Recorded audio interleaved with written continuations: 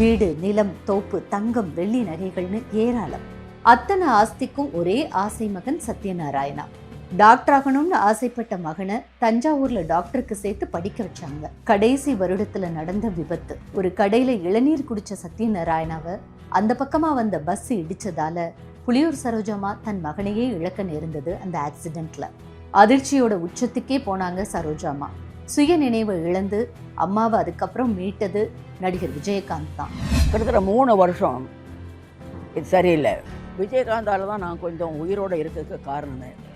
பார்ப்பேன், அவள் எதை கொடுத்தா எனக்கு வேணாங்க படுத்து அப்புறம் இன்ஜெக்ஷன் போட்டு போட்டு போட்டு போட்டு போட்டு ரெடி பண்ணி 32 வருஷமாக நான் இந்த பள்ளிக்கூடத்தை நடத்தி நல்லபடியாக முடிச்சுட்டோம். தனக்கு பிடித்தவர்களோட இழப்பை கடக்கிறது ரொம்ப கடினம். அதுலேயும் புத்திர சோகம் யாருக்கும் வரவே கூடாத கடுந்துயரம். அத்தனை சொத்துக்களையும் நகைகளையும் விற்று ஏழை மாணவர்களுக்காக பள்ளிக்கூடம் கட்டி இலவச கல்வி, குறைந்த கட்டணம் அப்படிங்கிறத முன் வச்சு தன் மகன் சத்யநாராயண பெயர்ல மெட்ரிகுலேஷன் பள்ளியை தொடங்கினாங்க சரோஜாமா. இந்த உலகத்தை விட்டு போகணும்னா கூட ஆன்சப்ல போயிடணும். உனக்கு எந்த ஆசையும் இருக்கக்கூடாது. ஆசை இருந்தால் பிறவி வரும். என் பையன் இதுதான் எனக்கு தோணை, இதுதான் எனக்கு சந்தோஷமும் இது.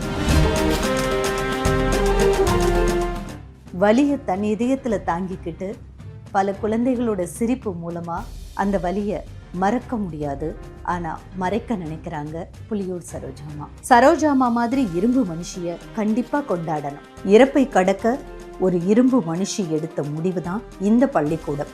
சிவசங்கரி டாக்ஸ் மூலியமா இன்னைக்கு புலியூர் சரோஜாமாவுக்கு மரியாதை பண்றத ரொம்ப பெருமையா நினைக்கிறோம்.